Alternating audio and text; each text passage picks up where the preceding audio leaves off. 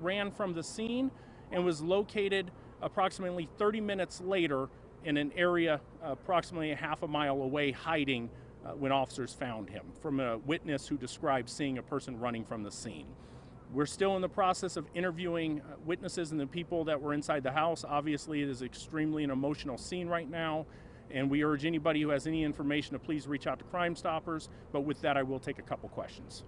Did the 16-year-old live at the apartment? No. So the 16-year-old and the 14-year-old are friends with another juvenile who lives at the house. They came over to the house to play a video game. They were upstairs in that juvenile's room playing a video game when the fight started over the video game, and that's when a gun was produced. And then the 16-year-old was shot and killed during that struggle over the gun. Has the gun been located? Do we know which family it belongs to and all this? So the gun has been located. It is inside the house right now. We are still trying to figure out how the juvenile came in possession of the gun.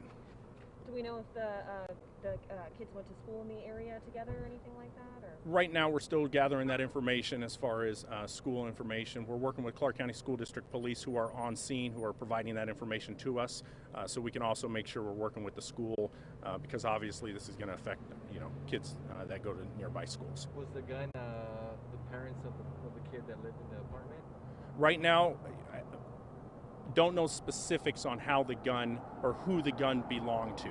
Right now, we believe the gun was introduced by the 14-year-old who ran from the scene, but I can't confirm that yet because we're still too early in the investigation.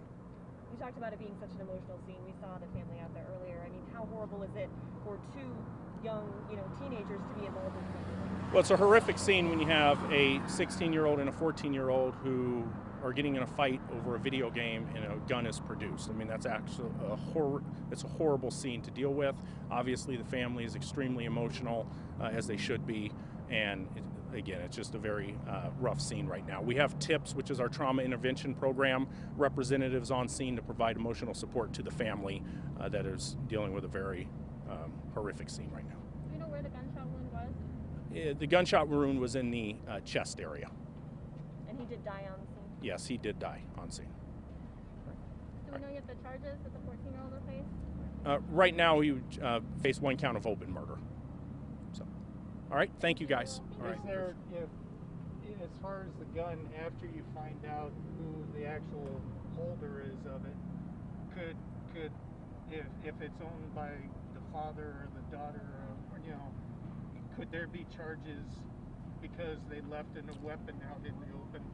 There's always the potential, depending on how that juvenile came in possession of the gun, that additional charges could come out of that, absolutely. So that is going to be the focus, again, a secondary focus of this investigation is to find out how this child became in possession of a handgun. So, Thank you. Thank you.